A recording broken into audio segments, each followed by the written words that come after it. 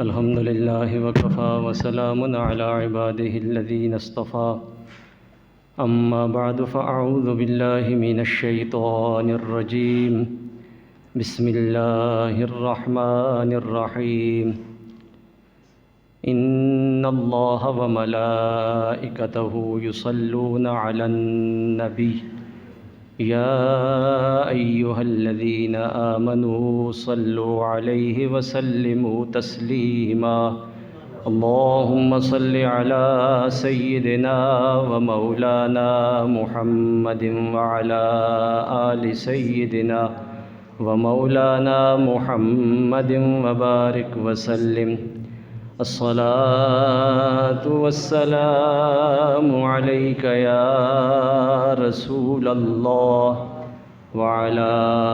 آلك وأصحابك يا حبيب الله الصلاة والسلام عليك يا رحمة للعالمين وعلى آلك وأصحابك يا شفيع المذنبين۔ حاضرین محترم، نماز کے مختلف مسائل، فرائض اور شرائط اس سے پہلے اپنے اپنے موقع پر تفصیل سے بیان ہو چکے ہیں۔ تشہد کے بعد درود شریف پڑھا جاتا ہے۔ گزشتہ جمعۃ المبارک کو درود شریف کے حوالے سے چند باتیں آپ کے گوش گزار کی تھیں۔ درود شریف کے بے شمار فضائل، بے شمار برکات ہیں۔ چند آج بھی آپ کے گوش گزار کر رہا ہوں، کچھ فضائل، کچھ اس کی برکات۔ ایک مسئلہ رہ گیا تھا، کچھ دوستوں نے توجہ دلائی تو وہ بھی عرض کر دوں کہ جب تشہد پڑھی جاتی ہے اور تشہد میں جب آدمی گواہی دیتا ہے اشہد ان لا الہ الا اللہ و اشہد ان محمدًا عبدہ و رسولہ، تو اس وقت حدیث شریف میں ہے کہ جب کلمہ یہ کہے لا الہ، اس وقت اپنے دائیں ہاتھ کی شہادت کی انگلی اٹھائے، انگوٹھے کا اور باقی 3 انگلیوں کا اس طرح دائرہ بنا لے اور لا الہ اس پہ یہ انگلی اٹھائے اور الا اللہ پہ گرا دے، اور اس کے بعد اپنے ہاتھوں کو سیدھا کر لے، کیونکہ نماز میں اعضاء کا قبلہ رو ہونا اس کی فضیلت زیادہ ہے۔ نماز میں انگلیاں ہیں ہاتھوں کی یا پاؤں کی، ان کا بھی قبلہ رو ہونا یہ زیادہ فضیلت رکھتا ہے۔ تو الا اللہ پر گرا دے، اپنی انگلیوں کو سیدھا کر لے اور قبلے کی طرف ان کا رخ کر لے۔ اس کے بعد پھر آگے درود شریف پڑھا جاتا ہے۔ درود شریف تمام عبادات میں ایک بڑی امتیازی شان رکھتا ہے۔ امام فخر الدین رازی رحمۃ اللہ علیہ نے تفسیر کبیر میں جہاں نبی کریم صلی اللہ علیہ وآلہ وسلم کی کچھ خصوصیات اور سرکار کے فضیلت کی کچھ عقلی اور نقلی دلیلیں جہاں پہ پیش کی ہیں، درود شریف کے حوالے سے ایک بڑی پیاری بات انہوں نے لکھی ہے۔ فرماتے ہیں کہ اللہ رب العزت نے حضرت آدم علیہ السلام کی تعظیم کے لیے فرشتوں کو حکم دیا تھا کہ حضرت آدم علیہ السلام کے سامنے سجدہ کرو، اسجدوا لآدم، یہ قرآن حکیم کے اندر ہے۔ فرمایا آدم کو سجدہ کرو۔ امام رازی فرماتے ہیں سارے فرشتوں نے سجدہ کیا، اور یہ حضرت آدم علیہ السلام کی بہت بڑی شان ہے، عظمت ہے کہ پروردگار عالم نے نوری مخلوق سے جناب آدم علیہ السلام کو سجدہ کروایا۔ لیکن ہمارے آقا اور مولا صلی اللہ علیہ وآلہ وسلم کی زندگی میں کوئی ایسا واقعہ نہیں کہ فرشتوں کو یہ کہا گیا ہو کہ آپ کو سجدہ کریں۔ امام رازی رحمۃ اللہ علیہ فرماتے ہیں کہ سرکار کو اللہ رب العزت نے یہ خصوصی شرف عطا فرمایا، تعظیم آدم علیہ السلام کے لیے فرشتوں کو حکم دیا کہ سجدہ کرو، اور جب اپنے محبوب کی شان اور عظمت دکھانے کا وقت آیا تو پروردگار عالم نے درود و سلام پڑھنے کا حکم دیا۔ وہاں صرف فرشتوں کو یہ کہا تھا سجدہ کرو، اور جب محبوب پہ درود پڑھنے کا حکم دیا فرمایا اس عمل میں شریک نہیں تھا۔ حضرت آدم علیہ السلام کو سجدہ کرنے کے عمل میں خالق کائنات فرماتا ہے میں شریک نہیں تھا، فرشتوں کو کہا سجدہ کرو، لیکن درود محبوب پر پڑھنا یہ وہ عمل ہے رب حکم دینے سے پہلے فرماتا ہے کہ میں رب بھی اپنے محبوب پہ درود بھیجتا ہوں، میرے سارے فرشتے بھی بھیجتے ہیں، اے ایمان والو تم بھی اس محبوب پہ درود و سلام کثرت سے بھیجا کرو۔ نعرہ تکبیر، اللہ اکبر، نعرہ رسالت، یا رسول اللہ۔ اور حضرت رازی نے ایک دوسری بات بھی لکھی ہے، فرماتے ہیں تاریخ میں یہ ثابت ہے کہ حضرت آدم علیہ السلام کو سجدہ صرف ایک مرتبہ فرشتوں نے کیا، پھر کوئی واقعہ نہیں ملتا کہ اس کے بعد بھی کبھی سجدہ کیا ہو، بس ایک ہی مرتبہ رب نے حکم دیا تھا اور فرشتوں نے جناب آدم علیہ السلام کو سجدہ کیا تھا۔ لیکن یہ محبوب کریم صلی اللہ علیہ وآلہ وسلم کی شان و عظمت ہے کہ پروردگار عالم نے حکم دینے سے پہلے فرمایا میں بھی درود بھیجتا ہوں، اور صرف یہ نہیں فرمایا کہ ایک مرتبہ،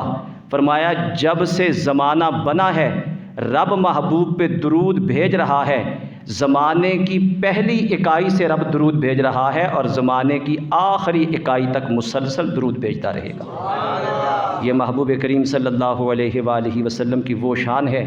وہ عظمت ہے جس میں کوئی دوسرا آپ کے ساتھ شریک نہیں ہے کہ تمام اعمال کا حکم دیا ہمیں حکم دیا نماز پڑھو، یہ نہیں فرمایا نماز پڑھا کرو میں بھی پڑھتا ہوں، ہمیں حکم دیا روزے رکھو، یہ نہیں فرمایا روزے رکھو میں بھی رکھتا ہوں، حکم دیا حج کرو،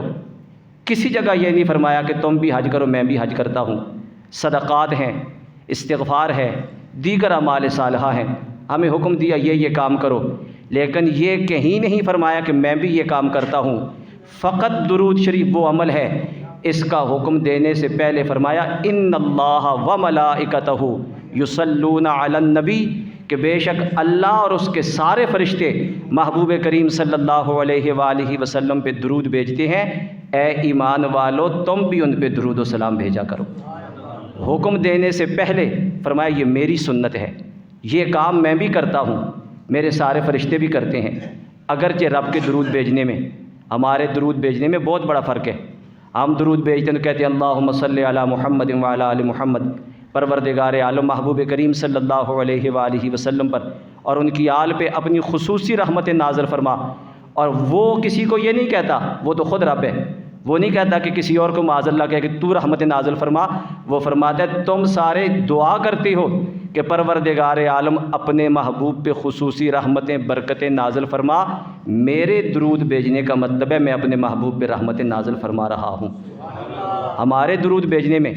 رب کے درود بھیجنے میں بہت بڑا فرق ہے، لیکن پروردگار عالم نے درود و سلام کا حکم دینے سے پہلے اس کو اپنی سنت کے طور پہ بیان فرمایا کہ محبوب پہ درود بھیجنا یہ میری سنت ہے، اور اے فرشتو تم بھی درود بھیجو، اے ایمان والو تم بھی اس محبوب پہ درود بھیجو۔ اب قرآن و سنت کا مطالعہ کیا جائے تو دو باتیں بڑی وضاحت کے ساتھ سامنے آتی ہیں، ایک ہے حکم خدا، ایک ہے سنت خدا۔ ہم جتنی عبادتیں کر رہے ہیں یہ اللہ رب العزت کا حکم ہے، اور یہ عبادتیں اس کی سنت نہیں ہے۔ نماز ہم پڑھتے ہیں رب کا حکم ہے، رب کی سنت نہیں ہے۔ روزہ ہم رکھتے ہیں یہ رب کا حکم ہے، رب کی سنت نہیں ہے۔ زکوٰۃ ہے، حج ہے، یہ ہم کرتے ہیں، یہ رب کا حکم ہے، رب کی سنت نہیں ہے۔ محبوب پہ درود بھیجنا رب کا حکم بھی ہے، رب کی سنت بھی ہے۔ اور ہمارے علماء نے لکھا ہے حکم خدا اور سنت خدا میں ایک فرق ہے۔ حکم ہر زمانے میں بدلتا رہا، جب ضرورت پڑی اس میں تبدیلی آتی رہی۔ کسی شریعت میں کسی امر کے بارے میں حکم حلال کا تھا، بعد کی شریعت میں حرام کا حکم آ گیا، یا پہلے کسی شریعت میں کسی حکم کے بارے میں کسی عمل کے بارے میں حکم حلال کا تھا، بعد میں حرام کا حکم آ گیا۔ شریعت کی تاریخ یہ بتاتی ہے کبھی ایک حکم کسی چیز کے بارے میں حلال کا تھا، بعد والی شریعت میں حرام کا حکم آ گیا۔ شراب پہلے پی جاتی تھی لیکن اس کی حرمت کا حکم بعد میں آیا۔ اس طرح بہت سے اور چیزیں ہیں، حکم بدلتا رہا، جب ضرورت پڑی اس میں تبدیلی آتی رہی۔ لیکن جو خدا کی سنت ہے اس میں کبھی تبدیلی نہیں آئی۔ وہ فرماتا ہے وَلَن تَجِدَ لِسُنَّتِ اللَّهِ تَبْدِيلًا، لوگو تم رب کی سنت میں کبھی تبدیلی نہیں پاؤ گے۔ حکم میں تبدیلی آتی رہی لیکن سنت خدا میں کبھی تبدیلی نہیں آئی۔ تو بتا دیا یہ نماز، روزہ، زکوٰۃ، حج، دیگر اعمال صالحہ یہ رب کا حکم ہے، اور محبوب پہ درود بھیجنا یہ رب کی سنت ہے۔ حکم شریعتوں میں بدلتے رہے، سنت میں تبدیلی کبھی نہیں آئی۔ مطلب کیا ہوا؟ رب ہمیشہ سے محبوب پہ درود بھیج رہا ہے اور ہمیشہ تک درود بھیجتا رہے گا۔ یہ اس کی سنت ہے اور اس سنت میں کبھی تبدیلی نہیں آئے گی۔ پروردگار عالم ہمیشہ سے اپنے محبوب پہ درود بھیج رہا ہے اور ہمیشہ درود بھیجتا رہے گا۔ اب رب کے درود بھیجنے کا معنی کیا ہے؟ ہم تو درود بھیجتے ہیں، کہتے ہیں اللہم صلی علی محمد وعلی آل محمد۔ پروردگار عالم محبوب کریم صلی اللہ علیہ وآلہ وسلم پر اپنی خصوصی رحمتیں اور سرکار کی آل پہ اپنی خصوصی رحمتوں کا نزول فرما۔ رب جو درود بھیجتا ہے اس کا معنی کیا ہے؟ بخاری شریف کے اندر امام بخاری رحمۃ اللہ علیہ اس کا معنی بیان کرتے فرماتے ہیں رب کے درود بھیجنے کا مطلب یہ ہے صلاۃ اللہ ثناؤہ علیہ عند الملائکہ، رب محبوب پہ درود ایسے بھیجتا ہے وہ فرشتوں کی بزم میں فرشتوں کے سامنے اپنے محبوب کی تعریف فرماتا ہے۔ ہم محبوب کا ذکر کرتے ہیں اپنے جیسے لوگوں کے سامنے، اپنے جیسے لوگوں کے سامنے اپنے محبوب آقا صلی اللہ علیہ وآلہ وسلم کی مختلف عظمتوں، مختلف شانوں کا ذکر کرتے ہیں، اور پروردگار عالم جب محبوب کی شان بیان کرتا ہے وہ قدسیوں کی محفل میں اپنے محبوب کی عظمت و شان کو بیان فرماتا ہے، فرشتوں کے سامنے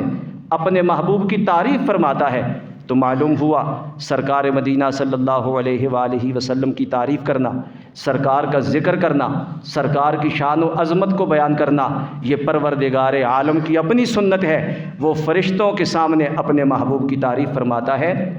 اور یہ عمل اسے کتنا پسند ہے۔ قرآن حکیم میں فرماتا ہے فَاذْكُرُونِي أَذْكُرْكُمْ، تم میرا ذکر کرو میں تمہارا ذکر کروں گا۔ اور حدیث شریف میں ہے سرکار نے ارشاد فرمایا، حدیث قدسی ہے، پروردگار عالم فرماتا ہے اگر تم مجھے لوگوں کے سامنے یاد کرو گے میں تمہیں فرشتوں کے سامنے یاد کروں گا، تم مجھے اپنے دل میں یاد کرو گے میں اپنی شان کے مطابق تمہیں یاد کروں گا، تم تنہائی میں یاد کرو گے میں بھی تمہیں تنہائی میں یاد کروں گا، مجلس میں یاد کرو گے میں اس سے بہتر مجلس میں یاد کروں گا، تم میرا ذکر جس طرح کرو گے میں بھی تمہارا ذکر کروں گا۔ لیکن یہ محبوب پہ درود بھیجنا ہے، سرکار فرماتے ہیں جو مجھ پہ ایک مرتبہ درود بھیجتا ہے رب اس کے 10 گنا معاف فرماتا ہے، 10 درجے بلند فرماتا ہے، اور نامہ اعمال میں 10 نیکیوں کا اضافہ فرماتا ہے۔ محبوب کریم علیہ الصلوۃ والسلام پہ ایک دفعہ درود شریف پڑھنا پروردگار عالم کو اتنا پسند کہ 10 نیکیوں کا اضافہ، 10 درجے بلند، 10 گناہ معاف ہو گئے۔ تو جتنی کثرت سے درود بھیجتے رہو گے اللہ رب العزت اتنی کثرت کے ساتھ اپنی رحمت شامل حال فرماتا چلا جائے گا۔ اور صرف یہ نہیں فرمایا میں درود بھیجتا ہوں، فرمایا وَمَلَائِكَتَهُ، رب کے سارے فرشتے بھی درود بھیجتے ہیں۔ اور ہمارے علماء نے لکھا ہے ملائکتہ یہ جمع ہے، جمع کے ساتھ جب اضافت آ جائے ہاں اضافت کے لیے ہے، اور اضافت جب جمع کے ساتھ آ جائے تو اس کا مطلب چند فرشتے یا بعض فرشتے نہیں ہوتے، اس کا مطلب ہوتا ہے جتنے فرشتے ہیں وہ سارے محبوب پہ درود بھیج رہے۔ ہمارے علماء نے لکھا یہ کیوں بیان فرمایا کہ سارے فرشتے درود بھیجتے ہیں؟ اس لیے کہ حدیث شریف سے اس کی ثابت ہے باقی عبادتیں فرشتے وہ بانٹ بانٹ کے تنہا کرتے ہیں، کچھ قائمین فرشتے ہیں وہ کھڑے ہو کے رب کی عبادت کر رہے ہیں، کچھ راکعین ہیں وہ جھکے ہوئے رب کی عبادت کر رہے ہیں، کچھ ساجدین ہیں وہ سجدے کی حالت میں عبادت کر رہے ہیں، باقی عبادتیں مختلف حالتوں میں کرتے ہیں، لیکن محبوب پہ جب درود پڑھنے کا وقت آتا ہے سارے فرشتے یکجا ہو کے محبوب پہ درود بھیجتے ہیں۔ باقی عبادتوں میں فرشتے تنہا تنہا شامل ہیں، لیکن یہ محبوب پہ درود بھیجنے کا عمل ہے، اس میں جو قائمین ہیں وہ بھی شامل، جو راکعین ہیں وہ بھی شامل، جو ساجدین ہیں وہ بھی شامل، کائنات میں ملائکہ جتنے ہیں وہ سارے کے سارے محبوب کی ذات پہ درود بھیج رہے ہیں۔ وہاں درودوں کی کمی کوئی نہیں ہے۔ ہو سکتا ہے کسی کے ذہن میں یہ بات آئے کہ میرے درود پڑھنے سے شاید سرکار کے درجے بلند ہوتے ہوں گے، وہاں درودوں کی کمی کوئی نہیں ہے۔ رب درود بھیج رہا ہے، ہمیشہ سے بھیج رہا ہے، ہمیشہ تک بھیجتا رہے گا، اس کے سارے فرشتے درود بھیج رہے ہیں، اور جب رب درود بھیجے، رب کے سارے فرشتے درود بھیجیں، میرے اور آپ کے درود بھیجنے یا نہ بھیجنے سے نہ وہاں کوئی اضافہ ہوتا ہے، نہ وہاں کوئی کمی ہوتی ہے۔ ہاں جب ہم درود بھیجتے ہیں سرکار کی شان تو بلند نہیں ہوتی، محبوب کے ذکر کے صدقے ہماری شان بلند ہو جاتی ہے۔ رب اس کا ہمیں صلہ عطا فرماتا ہے، رب اس کا ہمیں انعام عطا فرماتا ہے۔ وہ خوش نصیب امتی ہے جس کو پروردگار عالم نے اپنے محبوب پہ درود و سلام بھیجنے کی سعادت عطا فرما دی ہے۔ تو رب نے اس کو اپنی سنت کے طور پہ بیان فرمایا، اور ہمارے علماء نے لکھا ہے سنت خدا ہونے کی حیثیت سے درود شریف کو یہ امتیازی شان بھی حاصل ہے، جس طرح پروردگار عالم کی ذات ہر حد اور ہر قید سے پاک ہے، اس پہ کوئی حد کوئی قید نہیں لگتی، اسی طرح جو اس کی سنت ہے وہ بھی تمام حدود و قیود سے پاک ہے۔ نماز ہے، اس کے لیے حدود و قیود ہیں، وقت ہے، وقت کے اندر پڑھو گے تو ادا ہوگی، پہلے پڑھو گے نہیں ہوگی، وقت گزار کے پڑھو گے قضا ہو جائے گی، اس کے لیے حدود ہیں، اس کے لیے شرائط ہیں۔ رمضان ہے، فرضی روزہ طلوع فجر سے لے کے غروب آفتاب تک اس کے اوپر وقت کی پابندی ہے، اگر اس وقت کے اندر رکھو گے تو روزہ ہوگا، اور اگر کوئی طلوع فجر کے بعد کھانا کھا کے رکھنا چاہے تو نہیں رکھ سکتا، غروب آفتاب کے بعد دیر تک افطار نہ کرے تو نہیں کر سکتا، اگر دیر کرے گا تو ثواب میں کمی آ جائے گی۔ باقی جتنی عبادات ہیں، حج ہے، وہ اگر کوئی ذوالحج کے علاوہ کسی اور مہینے میں ادا کرنا چاہے نہیں کر سکے گا، وہاں پہ جمرات ہیں، سب کچھ ہے، کوئی کسی اور دن کسی اور مہینے میں جا کے ان کو کنکریاں مارے، حج کے ارکان ادا نہیں ہوں گے۔ وقت کی پابندی بھی شرط ہے، اور اس کے لیے مختلف حیتوں کی پابندی بھی شرط ہے، اگر ان چیزوں کی پابندی کی جائے گی تو یہ عبادتیں ادا ہوں گی۔ درود و سلام یہ رب کی سنت ہے، پروردگار عالم کی ذات ہر حد ہر قید سے پاک ہے، اس لیے جو اس کی سنت ہے اس نے اپنی سنت کو بھی تمام حدود و قیود سے پاک کر دیا ہے۔ باقی ساری عبادتیں ان کے لیے حدود مقرر ہیں، درود و سلام کے لیے کوئی حد مقرر نہیں، اگر کوئی صبح کو پڑھے پھر بھی قبول، دن کو پڑھے پھر بھی قبول، شام کو پڑھے پھر بھی قبول، رات کو پڑھے پھر بھی قبول، کسی عبادت سے پہلے پڑھے پھر بھی قبول، کسی عبادت کے بعد پڑھے پھر بھی قبول، بیٹھ کے پڑھے پھر بھی قبول، کھڑے ہو کے پڑھے پھر بھی قبول، اس لیے کہ یہ رب کی سنت ہے، اور وہ حدود و قیود سے پاک ہے، جو اس کی سنت ہے اس نے اس کو بھی تمام حدود و قیود سے پاک کر دیا ہے۔ اب اگر کوئی پابندی لگائے کہ فلاں وقت میں پڑھو اور فلاں وقت پہ نہ پڑھو، تو وہ گویا دوسرے لفظوں میں نئی شریعت کا بانی بننا چاہتا ہے۔ قرآن میں کسی جگہ پابندی نہیں کہ سرکار کی ذات پہ درود و سلام فلاں وقت پڑھو اور فلاں وقت نہ پڑھو، مطلق حکم ہے، صلو علیہ وسلم تسلیما، اور دین یہی ہے، جس حکم کو رب نے اور رب کے رسول نے مطلق رکھا ہے اس کو مطلق رہنے دیا جائے۔ اگر اس پہ پابندی لگائی جائے گی تو اس کا مطلب ہے یہ نئی شریعت کا بانی ہے، کوئی نئی شریعت گھڑنا چاہتا ہے، جس کو رب نے اور رب کے رسول نے مطلق رکھا ہے، یہ پابندیاں لگا کے اپنی طرف سے کچھ اضافہ کر رہا ہے۔ نہ حدود، نہ اللہ رب العزت نے وقت کی پابندی رکھی، نہ ہی درود و سلام کے لیے الفاظ کی پابندی رکھی۔ جن الفاظ کے ساتھ کوئی پڑھے، جس وقت کوئی پڑھے، پروردگار عالم اس کو قبولیت کا شرف عطا فرماتا ہے۔ بلکہ ہمارے علماء نے یہاں تک لکھا باقی عبادات میں ریاکاری ہو سکتی ہے۔ سردیوں کی رات ہے، کوئی صبح سویرے چادر اوڑھ کے نکلا، ذہن میں یہ خیال تھا لوگ دیکھ کے کہیں گے بڑا نمازی ہے، نماز کا ثواب غلط ہو گیا، ختم ہو گیا۔ صدقہ خیرات کرتے ہوئے ذہن میں خیال آ گیا، لوگ کہیں گے بڑا سخی ہے، عبادت کا ثواب ضائع ہو جائے گا۔ حج کے لیے جا رہا ہے، ذہن میں یہ خیال ہے واپس آؤں گا، لوگ کہیں گے حاجی صاحب آ گئے، الحاج آ گیا، ثواب ضائع ہو جائے گا۔ ہمارے علماء لکھتے ہیں تسبیح ہاتھ میں لے کے کسی کو دکھا کے بھی درود شریف پڑھے، اس کا ثواب ضائع نہیں ہوگا۔ اس لیے ضائع نہیں ہوگا کہ درود میں وہ اپنے لیے کچھ مانگتا ہی نہیں، وہ تو کہتے ہیں مالک اپنے محبوب پہ رحمتیں بھیج، وہ فرماتا ہے تو مانگ یا نہ مانگ میں تو بن مانگے بھی بھیج ہی رہا ہوں۔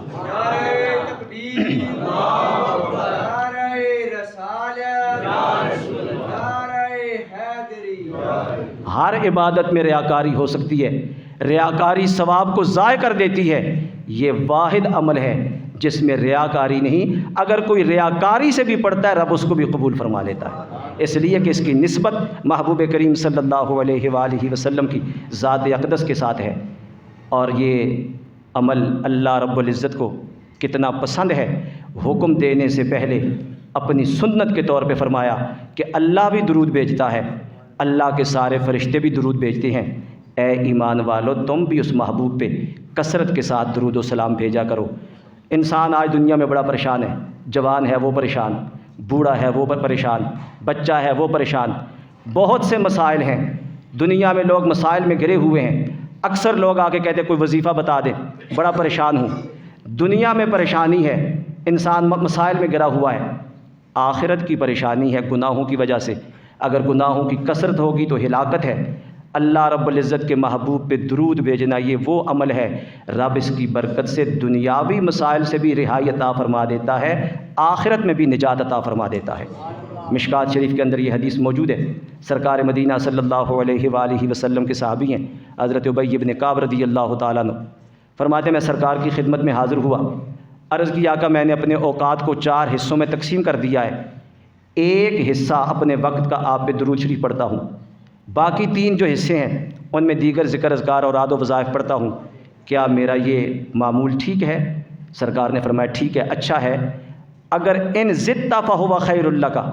اگر درود شریف کا وقت بڑھا دو تو تمہارے لیے بہتر ہوگا۔ عرض کی آقا پھر میں اس طرح کر لیتا ہوں، نصف حصہ اپنے وقت کا آپ پہ درود شریف پڑھ لوں گا، جو باقی نصف ہے اس میں دیگر ذکر اذکار اور اعاد و وظائف پڑھ لوں گا، کیا یہ ٹھیک ہے؟ سرکار نے فرمایا بہتر ہے، ان زدت فہو خیر لک، اگر درود شریف کا وقت اور بڑھا لو تو یہ تمہارے لیے بہتر ہوگا۔ عرض کی آقا 3 حصے اپنے وقت کے آپ پہ درود شریف پڑھوں گا، ایک حصے میں باقی نیک اعمال کر لوں گا، کیا بہتر ہے؟ ارشاد فرمایا ٹھیک ہے، اگر درود شریف کا وقت بڑھا دو تو اور بہتر ہوگا۔ عرض کی آقا پھر میں سارا وقت آپ پہ درود شریف ہی پڑھتا رہوں گا، باقی کوئی اوراد و وظائف نہیں، درود شریف ہی پڑھتا رہوں گا۔ جب یہ کہا محبوب کریم علیہ الصلوۃ والسلام نے خوشخبری کیا سنائی، فرمایا میرے غلام اگر اپنا سارا وقت میری بارگاہ میں درود شریف پڑھتے ہوئے گزار لے گا تو سن خوشخبری، اذن یکفی ہمک ویکفر لک ذنبک، اللہ اس کی برکت سے تیری دنیا کے بھی سارے مسئلے حل کر دے گا اور اس کی برکت سے رب تیرے سارے گناہ بھی معاف فرما دے گا۔ دنیا کے جتنے مسائل ہیں، اذن یکفی ہمک، تیری جتنی مہمات ہیں، تیرے جتنے مسائل ہیں، تیری جتنی پریشانیاں ہیں، یہ درود ان کے لیے کافی ہو جائے گا۔ اس کی برکت سے دنیا کے سارے مسائل اللہ تیرے حل فرما دے گا، رہ گیا معاملہ آخرت کا، وَيُكَفِّرُ لَكَ ذَنبُكَ، اللہ رب العزت اس درود کی برکت سے تیرے گناہ بھی معاف فرما دے گا۔ کیا مطلب؟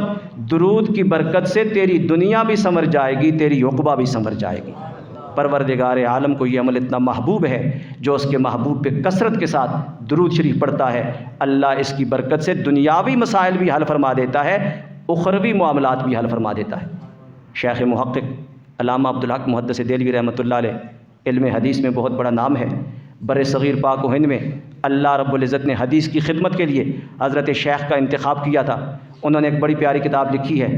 جذب القلوب، محبوب کریم صلی اللہ علیہ وآلہ وسلم کے شہر مبارک مدینہ شریف کے فضائل برکات پہ کتاب لکھی ہے، سرکار کے روضہ مبارک پہ حاضری کے کچھ آداب بھی لکھے ہیں۔ اس میں حضرت شیخ محقق علامہ عبدالحق محدث دہلوی رحمۃ اللہ علیہ نے درود شریف کے فضائل میں ایک واقعہ لکھا ہے بڑا پیارا۔ فرماتے ہیں کہ محبوب کریم صلی اللہ علیہ وآلہ وسلم کا ایک غلام، ایک آدمی کا اس نے قرض دینا تھا، کسی ضرورت کے لیے قرض لیا، فقیر آدمی تھا، وقت آ گیا دینے کے لیے پیسے پاس نہیں ہیں، اس نے تقاضا کیا، 2-3 دفعہ کہا جس کے پیسے دینے تھے، اس نے کہا میرے پاس ہے ہی کچھ نہیں۔ اس نے جا کے قاضی وقت کی عدالت میں مقدمہ دائر کر دیا کہ اس نے مجھ سے پیسے لیے ہیں اور اب مجھے واپس نہیں کر رہا۔ قاضی نے اس مقروض کو بلایا، کہا اس کے پیسے کیوں نہیں دیتے؟ وہ کہنے لگا جی میرے پاس ہے ہی کچھ نہیں، کہاں سے دوں؟ قاضی نے کہا لینے کا پتہ تھا دینے کا پتہ نہیں، جہاں سے مرضی ہے دو، 1 ہفتے کی مہلت دیتا ہوں، اگر 1 ہفتے تک پیسے نہ دیے تو میں جیل خانے بھیج دوں گا۔ اب فقیر آدمی ہے، بڑا پریشان ہوا، واپس آیا، مسجد میں بیٹھ گیا، شاید کسی سے سنا یا کسی نے بتایا، سرکار کی ذات پہ درود و سلام پڑھنے لگ گیا، اور تو کوئی ذریعہ نظر نہیں آتا، کثرت کے ساتھ درود شریف کچھ وقت تک پڑھتا رہا۔ ایک رات خواب میں سرکار کی زیارت ہوئی۔ درود شریف کی برکات میں سے ایک برکت یہ بھی ہے، جو کثرت سے درود شریف پڑھتا ہے سرکار کی ذات کے ساتھ اس کا رابطہ ہو جاتا ہے، اور سرکار اگر کرم فرمائے تو اپنا دیدار بھی عطا فرما دیتے ہیں۔ بے شمار ایسے واقعات ہیں۔ سرکار کی زیارت ہوئی، سرکار نے فرمایا میرے غلام تو پریشان ہے، پریشان نہ ہو، فلاں وزیر کے پاس چلا جا اور اسے جا کے کہہ کہ مجھے تیرے نبی نے بھیجا ہے، اور مقصد یہ ہے کہ اتنا قرض ہے مجھ پہ، میرے قرض ادا کر دو۔ وہ کہتے ہیں سرکار کی زیارت ہوئی، سرکار نے یہ فرمایا، میں صبح اٹھا بڑا خوش تھا، لیکن فوراً ذہن میں یہ خیال آیا کہ اگر جا کے اسے کہوں گا وہ کہے گا تیرے پاس کیا دلیل ہے؟ اس طرح تو بہت سے لوگ آ کے کہہ سکتے ہیں دلیل کیا ہے تیرے پاس؟ کہتا ہے جب یہ بات ذہن میں آئی تو میں نہیں گیا۔ دوسری رات پھر سرکار تشریف لائے، سرکار نے فرمایا تو گیا نہیں؟ میں نے عرض کیا آقا اگر وہ پوچھے دلیل کیا ہے تو میں اسے کیا دلیل دوں گا، ویسے تو مجھے جھوٹا سمجھے گا۔ سرکار نے فرمایا دلیل یہ ہے، یہ ہر روز رات کو سونے سے پہلے یہ وزیر 1000 دفعہ میری بارگاہ میں درود شریف پڑھتا ہے، 1000 دفعہ درود شریف پڑھ کے سوتا ہے، یہ اس کا معمول ہے، اور یہ کسی کو پتہ نہیں، اس نے آج تک کسی پر ظاہر نہیں کیا، یہ اسے پتہ ہے اور مجھے پتہ ہے۔ یہ گزشتہ رات جو گزری تھی اس نے 500 مرتبہ درود شریف پڑھا تھا، بادشاہ کی طرف سے پیغام آ گیا، کسی کام کے لیے بادشاہ نے بلایا، یہ 500 مرتبہ درود شریف پڑھنے کے بعد بادشاہ کے پاس چلا گیا، اس کا پیغام سنا، جو بات اس نے کرنی تھی کی، جو کام کا کہا تھا وہ کام کیا، اور واپس آ کے باقی 500 پڑھ کے اس کے بعد یہ سویا ہے۔ اگر دلیل پوچھے تو یہ دلیل بتا دینا۔ وہ شخص کہتا ہے میں صبح بادشاہ کے پاس، اس وزیر کے پاس چلا گیا اور جا کے میں نے اسے یہی کہا کہ مجھے سرکار نے بھیجا ہے، میں اتنا مقروض ہوں، میرے قرض کا انتظام کیا جائے۔ اس نے کہا تیرے پاس کیا دلیل ہے؟ وہ کہتا ہے میں نے وہی دلیل پیش کر دی جو سرکار نے مجھے بتائی تھی۔ جب میں نے یہ بات کی تو اس نے کہا تو بالکل سچا ہے، یہ وہ عمل ہے کہ آج تک میں نے اپنی زبان سے کسی پہ ظاہر نہیں کیا۔ جس محبوب کے لیے پڑھا ہے، تیری وساطت سے مجھے یہ خوشخبری ملی کہ میرا پڑھنا میرے محبوب کی بارگاہ میں قبول ہے، سرکار میری طرف نگاہ کریمانہ رکھتے ہیں، سرکار کو میرا یہ عمل پسند ہے، تو بڑا خوش نصیب ہے، اور تیری وجہ سے مجھے یہ سعادت ملی ہے، اس لیے تیرا قرض 3000 روپے تیرا قرض تھا، یہ لے، 3000 اور لے یہ تیرے بچوں کے کھانے پینے کے لیے، اور 3000 اور لے اور جا کے اپنی تجارت کر، اور اس کے بعد جب بھی کبھی ضرورت پڑے میرے پاس آ جایا کر، میں تیری ہر ضرورت پوری کر دوں گا، کہ تیرے صدقے رب نے مجھ پہ یہ کرم کیا، مجھے پتہ چل گیا کہ میرا پڑھنا محبوب کی بارگاہ میں مقبول ہے۔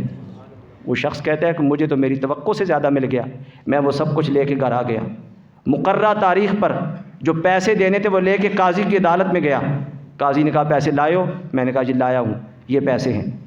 جب قاضی نے دیکھا اس نے کہا کیا چوری کی ہے، ڈاکہ زنی کی ہے؟ تیرے پاس تو تھا ہی کچھ نہیں، تو اتنے تھوڑے وقت میں اتنے پیسے کہاں سے لے کے آ گیا، بتا کہاں سے لایا ہے؟ کہتا ہے میں نے مجبوراً بچنے کے لیے سارا واقعہ سنا دیا کہ میرے پاس تو کچھ نہیں، یہ سرکار نے کرم کیا ہے۔ جب قاضی نے یہ سنا اس نے کہا تو اتنا خوش نصیب ہے کہ محبوب کریم علیہ الصلوۃ والسلام نے تجھ پہ اتنا کرم کیا، یہ 3000 بھی پاس رکھ، تیرا قرض میں اپنی طرف سے ادا کرتا ہوں، تو سرکار کی بارگاہ کا مقبول ہے، تیرا قرض میں ادا کرتا ہوں۔ حضرت شیخ فرماتے ہیں وہ جو قرض خواہ تھا، جس کا قرض دینا تھا، وہ یہ سارے واقعات سن رہا تھا، جب اس نے دیکھا کہ سرکار کی بارگاہ کا یہ مقبول ہے، اس نے کہا میں لیتا ہی کچھ نہیں، میں نے سارا معاف کر دیا ہے۔ حضرت شیخ عبدالحق محدث دہلوی رحمۃ اللہ علیہ لکھتے ہیں یہ سرکار کی ذات پہ درود پڑھنے کی دنیاوی برکت ہے۔ سرکار نے اپنے صحابی سے فرمایا تھا اذن یکفی ہمک، اگر تو مجھ پہ درود کی کثرت کرے گا، سارا وقت درود پڑھتا رہے گا، رب دنیا کے سارے معاملات تیرے حل فرما دے گا، تیری مہمات درود کے ذریعے رب پوری فرما دے گا،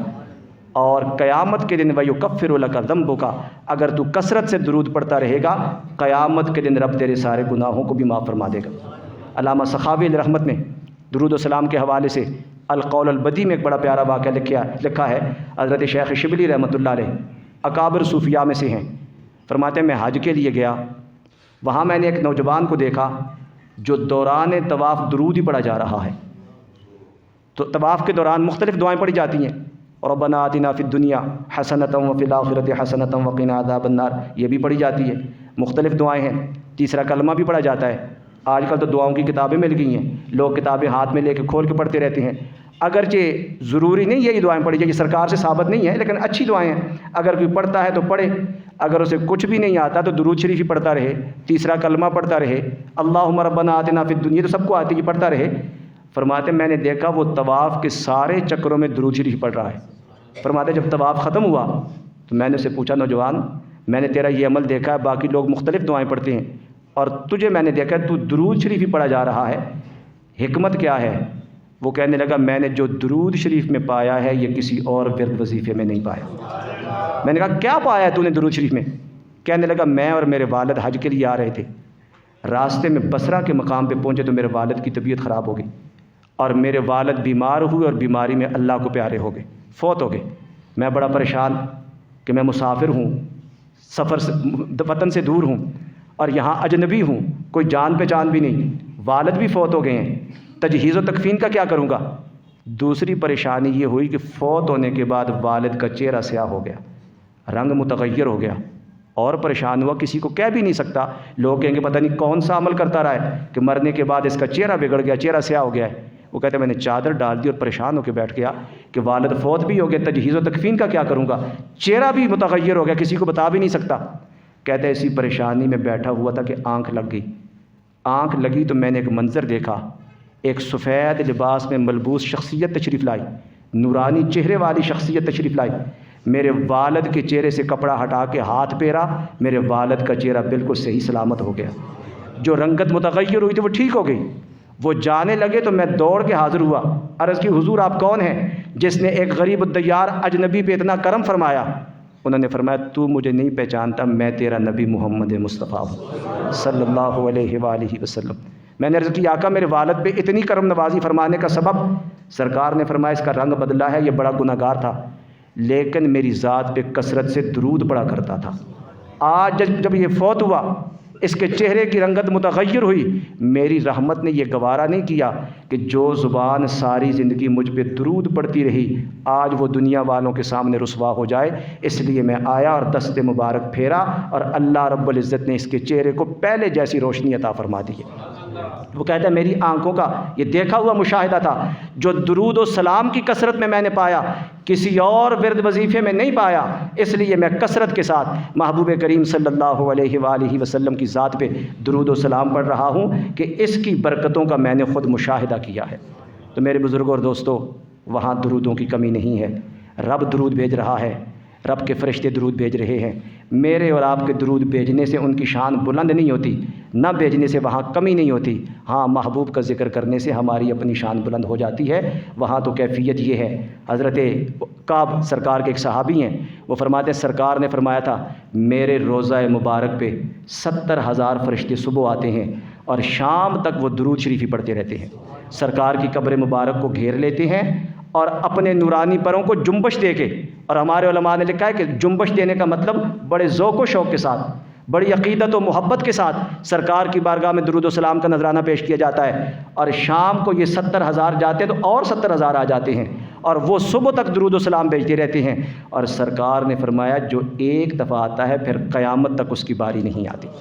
فرشتوں کی تعداد اتنی زیادہ ہے، رب اپنے محبوب کے روضے کی زیارت کے لیے ان کی ڈیوٹی لگائی ہوئی ہے، بدل بدل کے فرشتے آئیں تاکہ محبوب کے روضہ پاک کی زیارت کی سعادت سب کو نصیب ہو جائے۔ جو ایک مرتبہ آتا ہے وہ قیامت تک دوبارہ نہیں آئے گا۔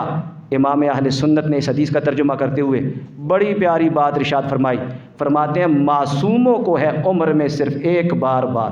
معصوم جو گناہوں سے پاک ہیں انہیں سرکار کی بارگاہ میں ساری عمر میں ایک مرتبہ حاضری کی اجازت ہے، جو ایک دفعہ آئے پھر قیامت تک اس کی باری نہیں آتی۔ معصوموں کو ہے عمر میں صرف ایک بار آسی پڑے رہیں تو صلاح عمر بھر کی ہے،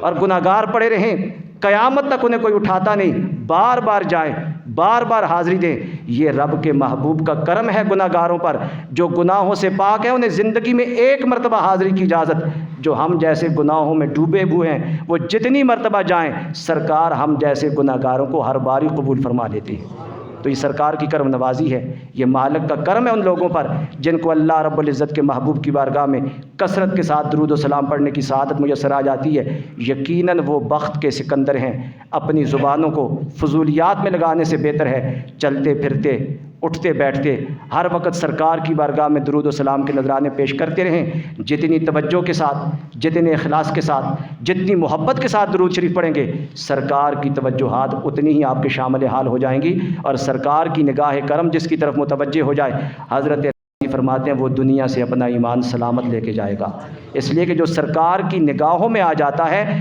پھر شیطان اس کے ایمان کو لوٹ نہیں سکتا ہے۔ بے شمار فضائل و برکات ہیں، مختصر سے وقت میں وہ سارے بیان نہیں ہو سکتے، چند باتیں میں نے آپ کے گوش گزار کی ہیں۔ اللہ رب العزت ہم سب کو محبوب کریم صلی اللہ علیہ وآلہ وسلم کی ذات اقدس پہ کثرت کے ساتھ درود و سلام پڑھنے کی توفیق نصیب فرمائے، اور درود و سلام کی یہ برکات ہم سب کو نصیب فرمائے۔